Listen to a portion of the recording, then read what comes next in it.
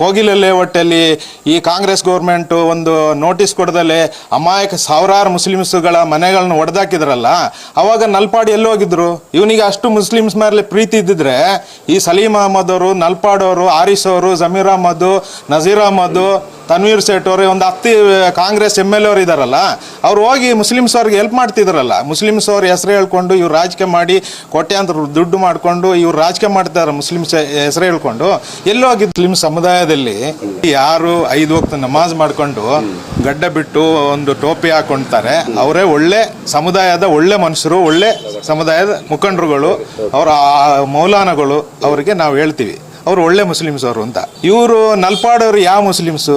ಅವ್ರನ್ನ ಯಾವ ಆ್ಯಂಗಲ್ ಅಲ್ಲಿ ಮುಸ್ಲಿಮ್ಸ್ ತರ ಕಾಣ್ತಾ ಇದ್ದಾರೆ ಅವರು ಮದ್ಯಪಾನ ಮಾಡಿ ಬಾರಲ್ಲಿ ಡ್ಯಾನ್ಸ್ ಮಾಡ್ತಾ ಇರೋಂಥ, ಮತ್ತೆ ಆಫ್ ಮರ್ಡರ್ ಕೇಸಲ್ಲಿ ಜೈಲಿಗೆ ಹೋಗಿ ಬಂದಂಥವ್ರು, ಪುಡಿ ರೋಡಿಗಳನ್ನ ಅಕ್ಕಪಕ್ಕದಲ್ಲಿ ಇಟ್ಕೊಂಡು ಮಾಡ್ತಾ ಇರೋಂಥ ನಲ್ಪಾಡಿ ಯಾವ ಮುಸ್ಲಿಂ ಲೀಡ್ರು? ಅಲ್ಲಿ ಗಾಜಾದಲ್ಲಿ ಇಸ್ರೇಲ್ ಅವರು ಬಾಂಬ್ ಹಾಕಿ ನೆಲಸಮ ಮಾಡಿತಾರ, ಅಲ್ಲಿ ಇದು ಕೋಗಿಲ ಲೇಔಟಲ್ಲಿ ಈ ಕಾಂಗ್ರೆಸ್ ಗೌರ್ಮೆಂಟ್ ಒಂದು ನೋಟಿಸ್ ಕೊಡದಲ್ಲೇ ಅಮಾಯಕ ಸಾವಿರಾರು ಮುಸ್ಲಿಮ್ಸ್ಗಳ ಮನೆಗಳನ್ನ ಒಡೆದಾಕಿದ್ರಲ್ಲ, ಅವಾಗ ನಲ್ಪಾಡಿ ಎಲ್ಲಿ ಹೋಗಿದ್ರು?